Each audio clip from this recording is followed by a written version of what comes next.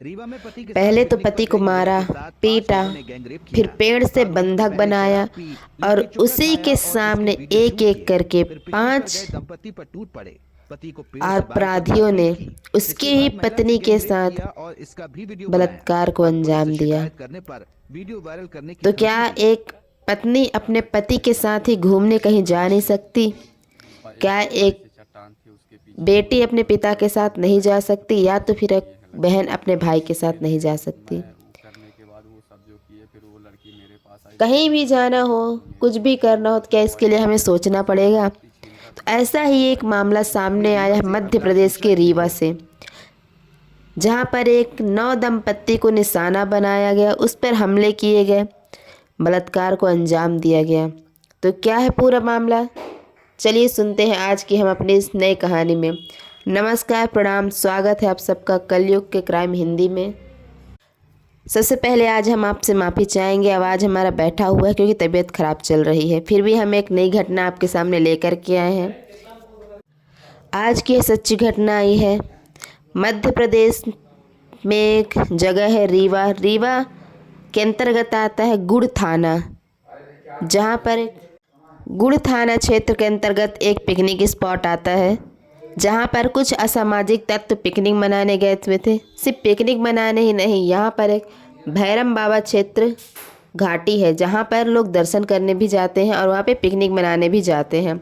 4 से 5 लोग वहाँ पर पिकनिक मनाने के लिए गए थे। वहाँ जाने के बाद 4 से 5 लोग कुछ नशीले पदार्थों का सेवन करते हैं, अपने कपड़े उतारते हैं और अश्लील हरकतें करते हुए कुछ अपनी वीडियोस बनाते हैं।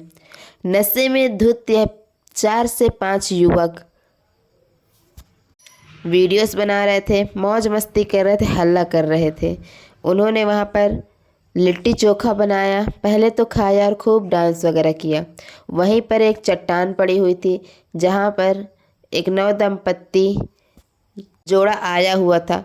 पहले तो वो लोग दर्शन किए और फिर वहीं पर पिकनिक मनाने के लिए बैठ गए, कुछ समय बिताने के लिए बैठे हुए ही थे। यह नव दंपत्ति कॉलेज फ्रेंड से पहले से ही कॉलेज फ्रेंड थे और कुछ महीने पहले ही इनकी शादी हुई थी। तो अपने शादी की शुरुआत करने के लिए यहाँ पर आए हुए थे। घूमना फिरना शादियों में लगा रहता है कि जैसे ही शादी होती है आजकल बच्चे घूमने फिरने चले ही जाते हैं। ये लोग भी ऐसे ही घूमने फिरने गए, वहाँ पर कुछ सेल्फीज निकाली, लेकिन पीछे से ही एक गुंडा सा आदमी उनके पीछे आया। वहाँ पर जो युवती थी वो बताती है कि एक गुंडा सा आदमी हमारे साइड आ रहा था और हम उठकर वहाँ से जाने ही लगे थे कि 4 आदमी और आ गए। वह आकर के हमसे छेड़छाड़ करने लगे। मेरे जो पति हैं उन्होंने उसका विरोध किया, लेकिन उन बदमाशों ने मेरे पति के साथ मारपीट की।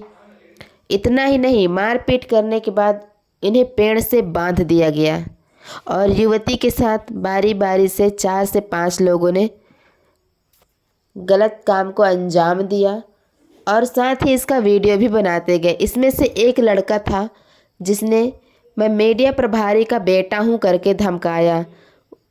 उस बदमाश का कहना था कि मैं मीडिया प्रभारी का बेटा हूं, तुम मेरा कुछ भी नहीं कर सकते, उल्टा मैं तुम्हें ही फंसा दूंगा। ऐसा कहते हुए 4 से 5 लोगों ने उनके साथ बारी बारी से गलत काम किया, वीडियोस बनाया और यह भी धमकी दी कि अगर तुम पुलिस के पास जाओगे तो तुम्हें जान से मार दिया जाएगा और जो तुम्हारी वीडियो है उसको सोशल मीडिया पर वायरल कर दिया जाएगा। यह सुनकर पहले वह दंपत्ति तो सहज गए कि हम इसकी शिकायत करें तो करें कैसे। 21 अक्टूबर की यह घटना है। वह 22 अक्टूबर को जाते हैं शिकायत करने, 23 अक्टूबर को जाते हैं, लेकिन इस बीच पुलिस की और केस थे, दूसरे जगह व्यस्त होने के कारण यह बात सामने नहीं आई और लगभग 23 अक्टूबर तक यह बात सोशल मीडिया पर और सभी जगहों पर खबर फैल गई। हालांकि उन लड़कों बदमाशों को गिरफ्तार कर लिया गया है, जिनमें से एक लड़के ने खुद अपना बयान दिया है कि हम वहाँ पर नशे में धुत थे, इस वजह से हमारे हाथों से यह गलत काम हो गया। उस लड़के ने खुद ही बताया कि जो युवती है उसका मोबाइल भी हमारे पास ही था, लेकिन उसके कहने पर मैंने और भी जो हमारे साथी थे उनसे मोबाइल लेकर के उसको वापस किया और उन्हें जाने दिया। इतना ही नहीं, 5 लोगों ने दुष्कर्म किया और 3 लोग उनका साथ दे रहे थे। तो क्या कहना है इस खबर पर आपका? कमेंट करके ज़रूर बताएं। धन्यवाद।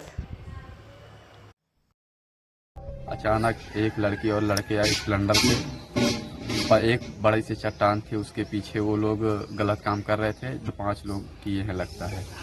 फिर मैं वो करने के बाद वो सब जो किए, फिर वो लड़की मेरे पास आई, बोली भैया मोबाइल दिला दो मेरी। जो मतलब मोबाइल दिया था उससे ज़बरदस्ती छीन कर उसको हमने मोबाइल भी उसकी दिलवा